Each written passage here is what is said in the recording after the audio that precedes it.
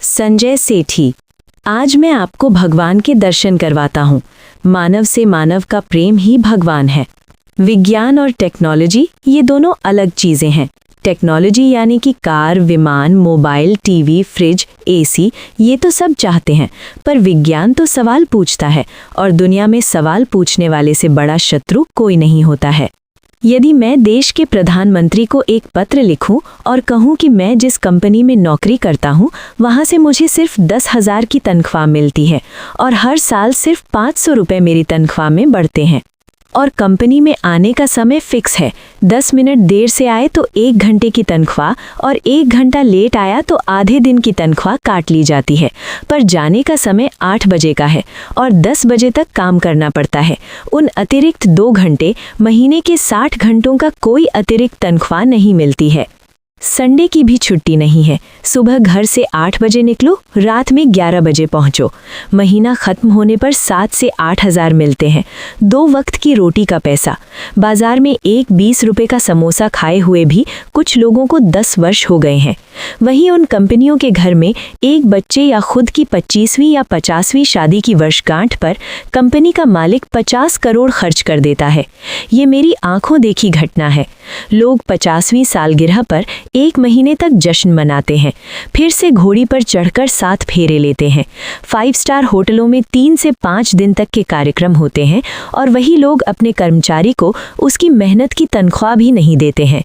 पर मूल सवाल ये है कि क्या ये 50 करोड़ रुपए टैक्स की कटौती के बाद का है या ये रुपए टैक्स चोरी और कर्मचारियों के चूसे हुए खून का पैसा है? क्या देश की सरकार की आंखें बंद हैं?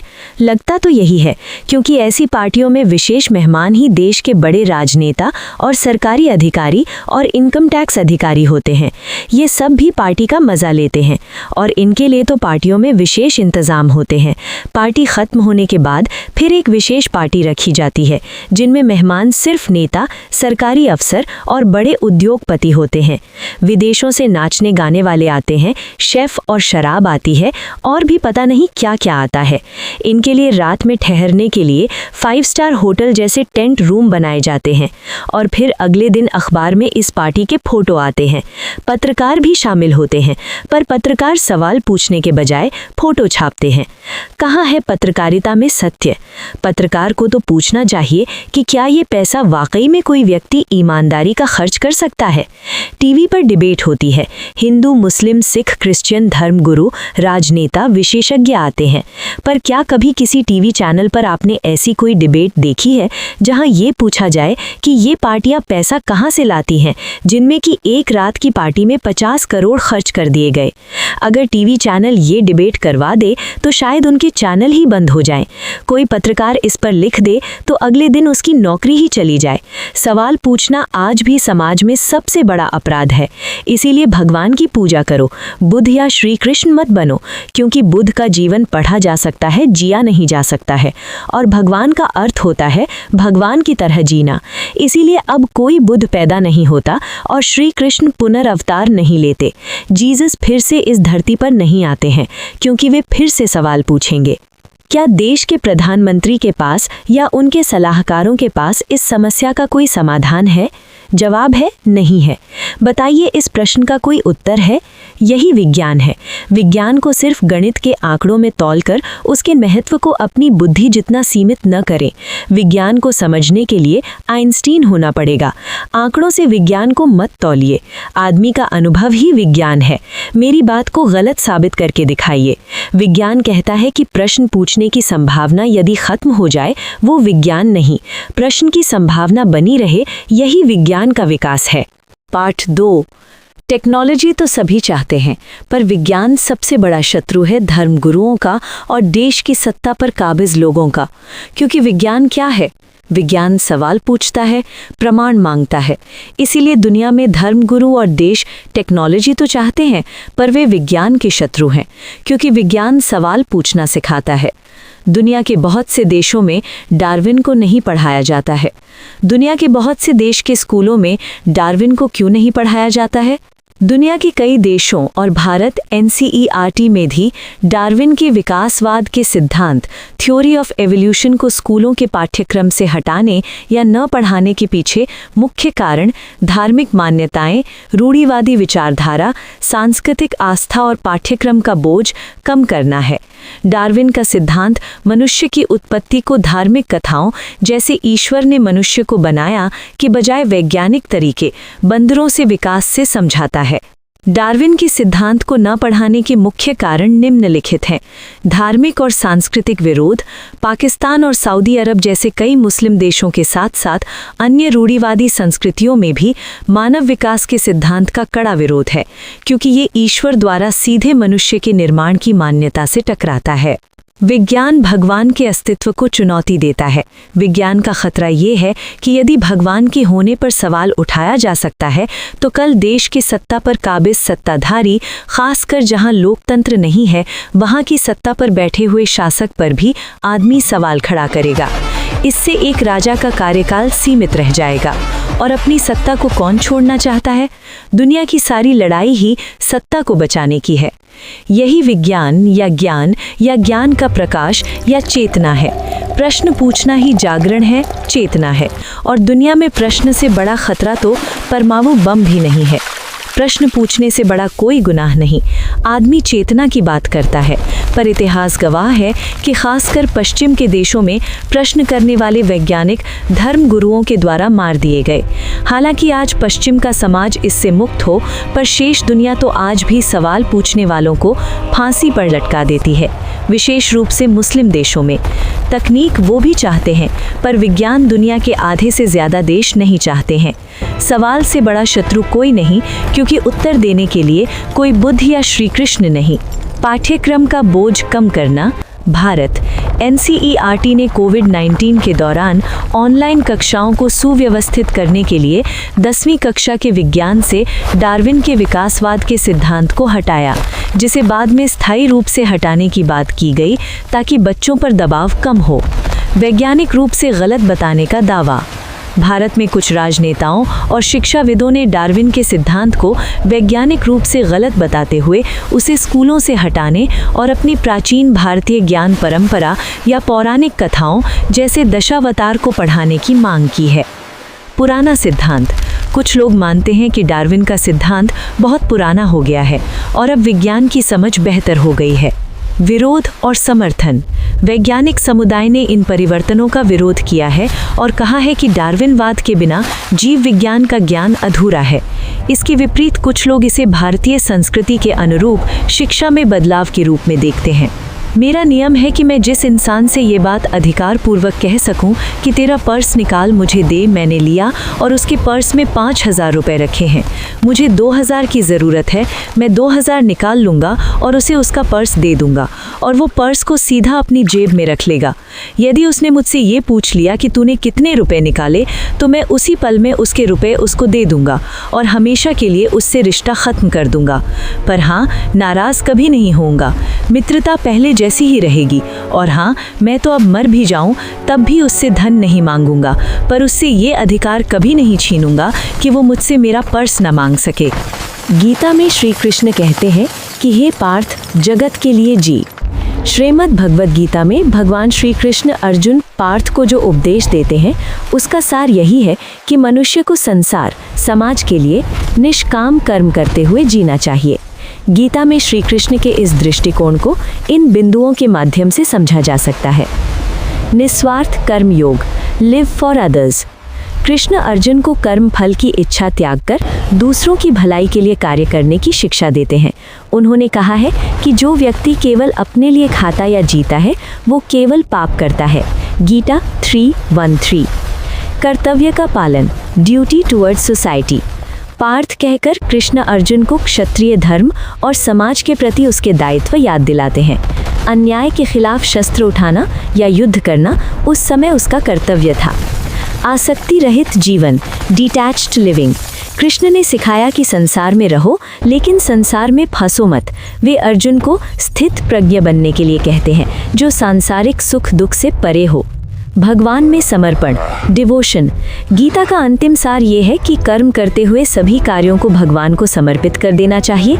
सर्वधर्मान परित्यज्य। संक्षेप में श्री कृष्ण पार्थ को ये सिखाते हैं कि जीवन का उद्देश्य स्वार्थ का त्याग करके समाज और धर्म के कल्याण के लिए कर्म करना है। इसी अवस्था का नाम आत्मा है। स्वार्थ का त्याग करके समाज और धर्म के कल्याण के लिए कर्म करना है। श्री कृष्ण कौन है? वे आत्मा का जीवंत रूप थे, क्योंकि आत्मा ही आत्मा का परिचय दे सकती है। अर्जुन के भीतर तो मोह माया थी। यदि महाभारत के युद्ध में अर्जुन के सामने उसके अपने ना होते, तब तो अर्जुन पराये दुश्मन को गाजर मूली की तरह काट देते। भले ही श्री कृष्ण उनके साथ होते, तब भी वो श्री कृष्ण से कोई सवाल नहीं पूछते। अर्जुन कहते हैं कि अपनों को मारकर तीनों लोकों का राज्य भी मिल जाए, तब भी वो पाप ही होगा। अर्जुन कहते हैं कि अपनों को मारकर तीनों लोकों का राज्य भी मिल जाए, तब भी वो पाप ही होगा। भगवद गीता के प्रथम अध्याय श्लोक 1.3536 में अर्जुन अपनों भीष्म द्रोण भाइयों को युद्ध में मारने के विरुद्ध तर्क देते हुए कहते हैं कि इन्हें मारकर तीनों लोकों का राज्य या सुख मिल जाए, तब भी ये पाप ही होगा। वे मोह और आत्मदोष के कारण समझते हैं कि कुल नाश से अधर्म फैलेगा।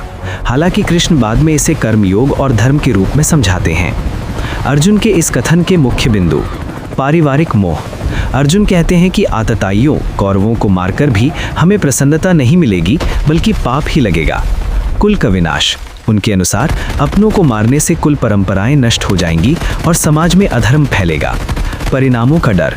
वे सोचते हैं कि विजय के बाद भी इस भयानक पाप के कारण उन्हें केवल दुख और नरक ही मिलेगा। निष्कर्ष।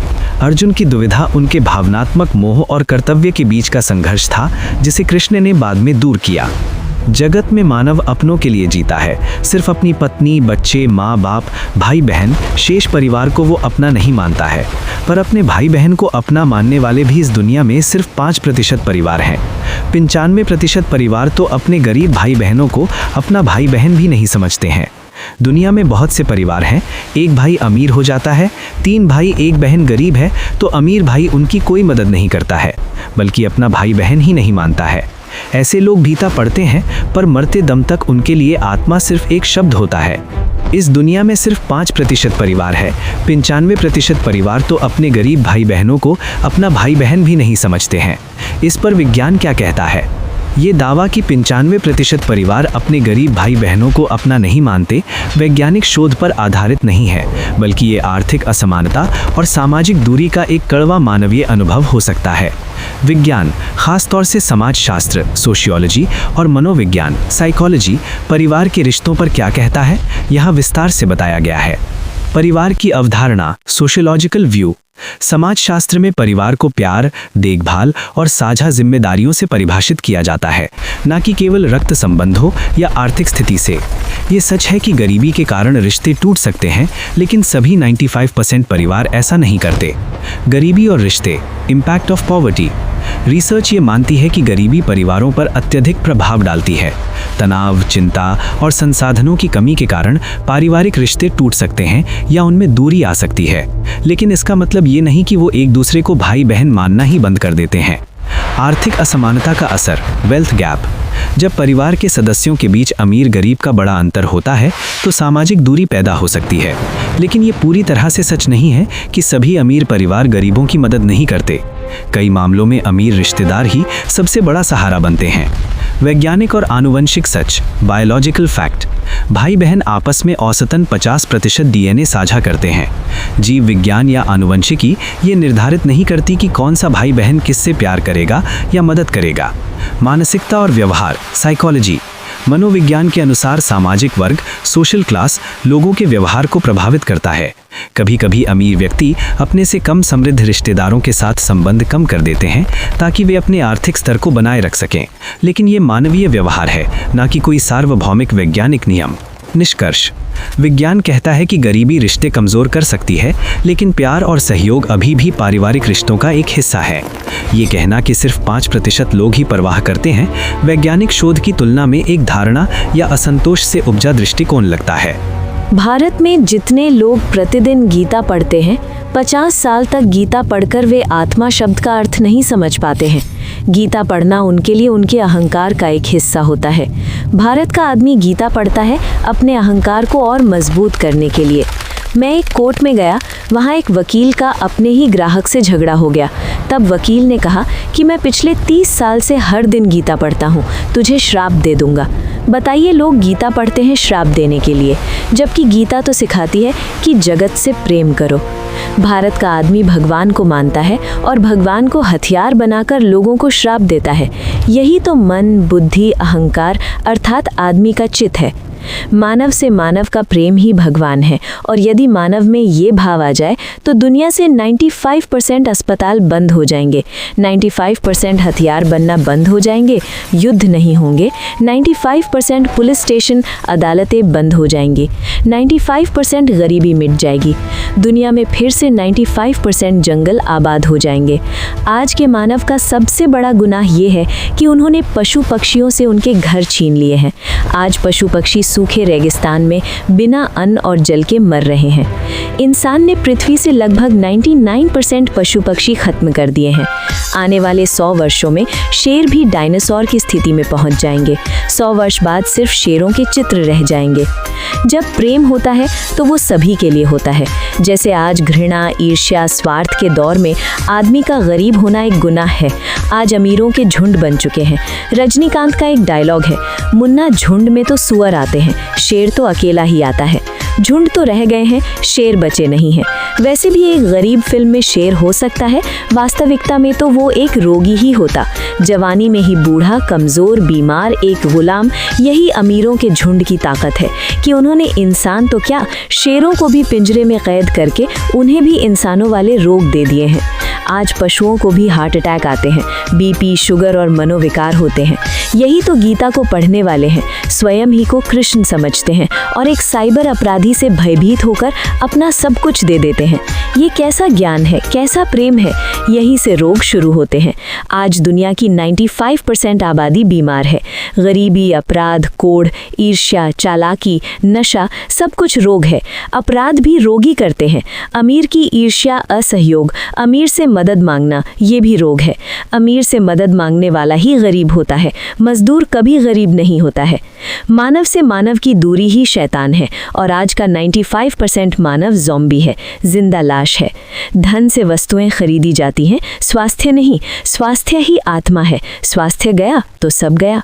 जो लोग दवाइयाँ नहीं खाते हैं वो स्वयं को स्वस्थ ना समझे, क्योंकि ईर्ष्या, स्वार्थ, अहंकार, चालाकी, षड्यंत्र, अपनों को नीचा दिखाकर खुश होना, ये भी कैंसर ही है। मंदिर बनवाने से, मंदिर जाने से, गीता पढ़ने से, तीर्थ यात्रा करने से कुछ भी नहीं होता है। इन सब के बावजूद आज अस्पताल कम है, रोगी ज़्यादा हैं, जेल कम है, अपराधी ज़्यादा है, खाली पड़े मकान अधिक है, बेघर कम है। पर कोई अमीर अपने सगे गरीब भाई को 200 खाली पड़े मकानों में से एक कमरा नहीं देता है। ये रोग नहीं तो और क्या है?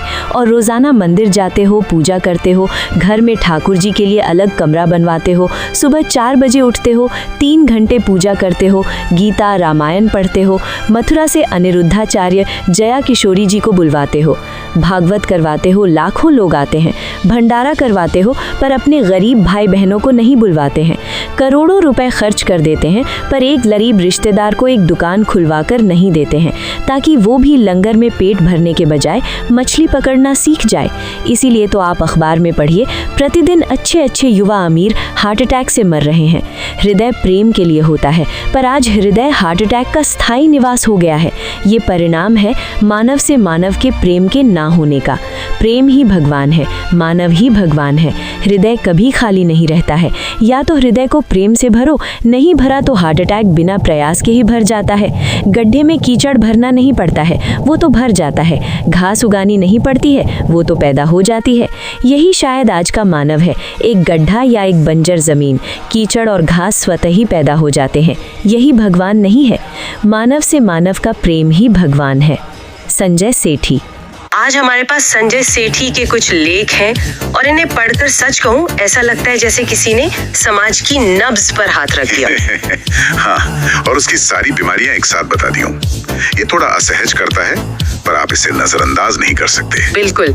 और इन सभी विचारों के बीच ना एक धागा है, एक वाक्य जो बार बार लौट कर आता है। मानव से मानव का प्रेम ही भगवान है। हाँ, सेठी इसी एक कसौटी पर हमारी पूरी सभ्यता को, हमारे रिश्तों को, हमारे विश्वासों को, सब कुछ परखते हैं। और आज की हमारी ये गहरी चर्चा इसी पर होगी। हम इसी सूत्र को पकड़ कर देखेंगे कि सेठी के मुताबिक हम कहाँ चूक रहे हैं। जैसे कि टेक्नोलॉजी और असली विज्ञान के बीच का फर्क समझने में, या फिर कैसे हमारे धार्मिक रीति रिवाज हमें सच्ची करुणा से दूर ले जा रहे हैं। और साथ ही हम सेठी के उस शायद सबसे ज्यादा चुभने वाले 95% नियम की भी गहराई से पड़ताल करेंगे। वो हमारे रिश्तों की एक बहुत कड़वी सच्चाई सामने रखता है। तो चलिए इस गहरी और थोड़ी मुश्किल बातचीत में उतरते हैं। बिल्कुल। अच्छा, तो शुरुआत करते हैं एक बहुत ही दिलचस्प विरोधाभास से, जिसे सेठी सामने रखते हैं। वो कहते हैं कि हमें कार, मोबाइल, फ्रिज, मतलब टेक्नोलॉजी तो चाहिए, पर विज्ञान नहीं चाहिए। हाँ, पहली बार सुनने में ये बात थोड़ी अजीब लगती है। आखिर टेक्नोलॉजी विज्ञान का ही तो नतीजा है। ये दोनों अलग कैसे हो गए? ये एक बहुत बड़ा फर्क है सर। सेठी के अनुसार टेक्नोलॉजी एक अंतिम उत्पाद है, एक सुविधा। अच्छा। उसे इस्तेमाल करने के लिए आपको सोचना नहीं पड़ता, बस बटन दबाना होता है। जबकि विज्ञान एक प्रक्रिया है, एक स्वभाव है। स्वभाव? हाँ, विज्ञान का मूल स्वभाव है प्रश्न पूछना, हर चीज पर सवाल करना, प्रमाण मांगना, और किसी भी बात को सिर्फ इसलिए न मान लेना क्योंकि वो सदियों से चली आ रही है। अच्छा। तो ये सुविधा और स्वभाव का अंतर है। टेक्नोलॉजी हमें आराम देती है, जबकि विज्ञान हमें असहज करता है, क्योंकि वो स्थापित मान्यताओं को चुनौती देता है। ठीक है, ये बात है। और इसीलिए सेठी कहते हैं कि सत्ता में बैठे लोगों के लिए, चाहे वो धर्मगुरु हों या राजनेता, उनके लिए सवाल पूछने वाले इंसान से बड़ा कोई दुश्मन नहीं होता। बिल्कुल। टेक्नोलॉजी उन्हें कोई चुनौती नहीं देती, बल्कि उनका नियंत्रण और बढ़ाती है। लेकिन एक जिज्ञासु, सवाल पूछता हुआ मन, वो उनके पूरे ढांचे के लिए खतरा है। इसका कोई ठोस उदाहरण है हमारे सामने?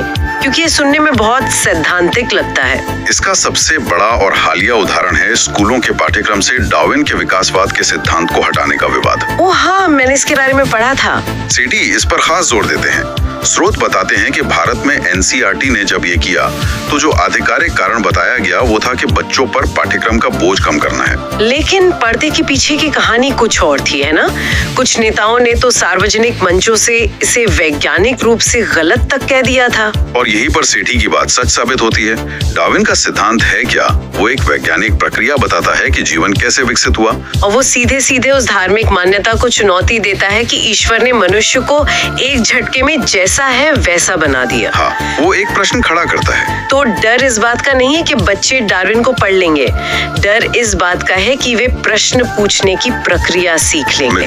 मतलब अगर आज वो ईश्वर के अस्तित्व पर सवाल उठा सकते हैं, तो कल वो सरकार के फैसलों पर, धर्म गुरुओं के आदेशों पर, समाज के नियमों पर भी सवाल उठाएंगे। ये एक तरह का आप कह सकती हैं कि बौद्धिक डोमिनो इफेक्ट है, जिसका डर सत्ता को हमेशा सताता है। इसलिए सेठी कहते हैं प्रश्न पूछने से बड़ा कोई गुनाह नहीं। बिल्कुल, क्योंकि प्रश्न पूछना चेतना का, जागृति का पहला लक्षण है। और जो सत्ता में है वो नहीं चाहता कि आम जनता जागे, वो चाहता है कि लोग उपभोक्ता बने, टेक्नोलॉजी का इस्तेमाल करें, लेकिन नागरिक ना बने जो सवाल पूछ सके। सही। तो अभी विज्ञान को दबाने का एक कारण स्थापित मान्यताओं पर सवाल उठाने का डर है, तो इसका सबसे बड़ा मैदान तो फिर धर्म ही होगा। क्या सेठी इस बात पर भी आते हैं कि धर्म के अंदर इस सवाल पूछने की प्रवृत्ति को कैसे देखा जाता है? अरे वो न सिर्फ इस पर आते हैं, बल्कि ये उनकी आलोचना का केंद्र बिंदु है। अच्छा। उनका तर्क है कि भारत में लाखों लोग रोज गीता पढ़ते हैं। कुछ लोग तो 40-50 साल से पढ़ रहे हैं, लेकिन वो उसके सार को, उसकी आत्मा को कभी छू ही नहीं पाते। उनके लिए गीता पढ़ना ज्ञान पाने का माध्यम नहीं, बल्कि अपने अहंकार को और मजबूत करने का एक सर्टिफिकेट बन जाता है। बिल्कुल। एक मिनट, मुझे ये हिस्सा वाकई में चौंकाने वाला लगा था। स्रोत में एक वकील का किस्सा है जो गीता का इस्तेमाल किसी को श्राप देने के लिए करता है। हाँ, वो किस्सा तो कमाल ही है। वो कोर्ट में अपने ही मुवक्किल से झगड़ पड़ता है और कहता है, मैं पिछले 30 साल से हर दिन गीता पढ़ता हूँ, तुझे श्राप दे दूंगा। ये तो उस ग्रंथ के मूल संदेश के बिल्कुल खिलाफ है। ये सिर्फ खिलाफ नहीं, ये उस संदेश का घोर अपमान है। जरा सोचिए, गीता का सार क्या है? श्री कृष्ण पूरे संवाद में अर्जुन को पार्थ कहकर बुलाते हैं। पार्थ यानी पृथा का पुत्र, कुंती का बेटा। हाँ, लेकिन इसका एक गहरा अर्थ भी है, पृथ्वी का पुत्र। श्री कृष्ण अर्जुन को एक व्यक्ति के रूप में नहीं देख रहे, बल्कि इस पूरी पृथ्वी, इस पूरे जगत के एक अंश के रूप में संबोधित कर रहे हैं। वो उसे उसके व्यक्तिगत मोह से निकालकर एक सार्वभौमिक कर्तव्य की ओर ले जा रहे हैं। बिल्कुल, वो कह रहे हैं कि तुम्हारा दुख, तुम्हारा मोह, तुम्हारा परिवार, ये सब बहुत छोटा है। तुम इस जगत के लिए जिम्मेदार हो। तुम्हारा धर्म अपने परिवार को बचाना नहीं, बल्कि समाज में न्याय की स्थापना करना है। निस्वार्थ कर्म। हाँ, निस्वार्थ कर्म, जगत के लिए जीना। और यहाँ ये वकील क्या कह रहा है? मैं 30 साल से गीता पढ़ता हूँ, मैं तुझे श्राप दे दूंगा। ये तो अहंकार की पराकाष्ठा है। अर्जुन की दुविधा भी तो यही थी। वो अपने अपनों के खिलाफ लड़ने से हिचक रहे थे। उनका मोह और उनका अपनापन एक बहुत छोटे से दायरे में बंधा हुआ था। और आज भी समाज उसी छोटे दायरे में फंसा हुआ है। लोग गीता पढ़कर भी अपने परिवार, अपने बच्चों के मोह से बाहर नहीं निकल पाते। वे गीता का पाठ करवाते हैं ताकि उनके बेटे को अच्छी नौकरी मिल जाए या उनकी बेटी की शादी हो जाए। बिल्कुल, यानी जिस ग्रंथ का उद्देश्य मोह और अहंकार को तोड़ना है, उसी का इस्तेमाल उसे और मजबूत करने के लिए किया जा रहा है। और यहीं से शायद सेठी अपने सबसे विस्फोटक विचार पर आते हैं, जो इसी अपनेपन के दायरे की पोल खोलता है।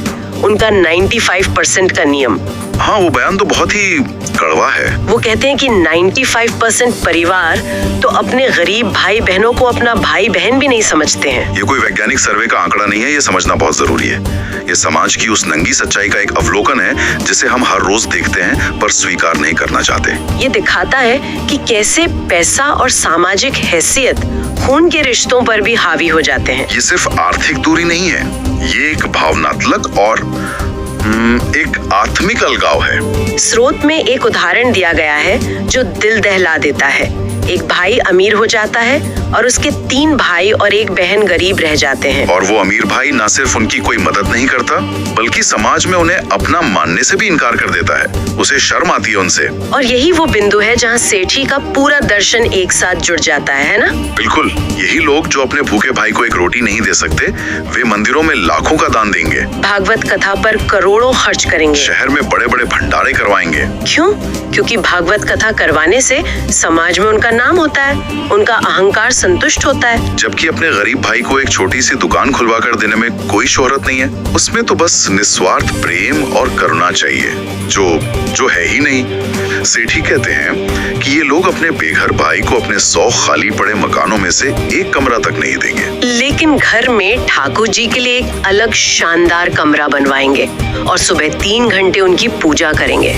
ये पाखंड नहीं तो और क्या है? और ये सिर्फ मजबूरी का मामला नहीं है। कई बार लोग तर्क देते हैं कि गरीबी रिश्तों में तनाव लाती है। ये सच है, लेकिन सेठी का तर्क इससे कहीं ज्यादा गहरा है। वो कह रहे हैं कि ये एक सचेत चुनाव है। हाँ, लोग अपने आराम, अपनी सामाजिक छवि और अपने झूठे अहंकार के लिए अपने ही खून के रिश्तों को जानबूझकर त्याग देते हैं। तो ये जो 95% का नियम है, ये सिर्फ एक सामाजिक अवलोकन नहीं है, ये सीधे तौर पर उस मानसिक बीमारी का एक लक्षण है जिसकी बात सेठी करते हैं। बिल्कुल, जब आप अपने सगे भाई के प्रति प्रेम महसूस नहीं कर सकते, तो आपका हृदय, आपकी आत्मा, वो पहले से ही बीमार है। और यहीं से हम सेठी के विश्लेषण के अंतिम और सबसे भयानक पड़ाव पर पहुंचते हैं।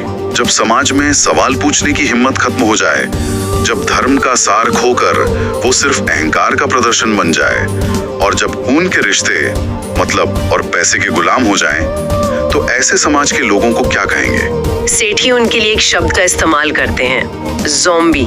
ज़ॉम्बी या जिंदा लाश। ये बहुत ही शक्तिशाली और डरावना शब्द है। ज़ॉम्बी मतलब जो चल फिर रहा है, खा पी रहा है, काम कर रहा है, पर अंदर से मर चुका है, जिसमें प्रेम, करुणा, संवेदना जैसी मानवीय भावनाएं खत्म हो चुकी हैं। उनका मानना है कि दुनिया की 95% आबादी इसी तरह से बीमार है, और ये बीमारी शारीरिक नहीं है।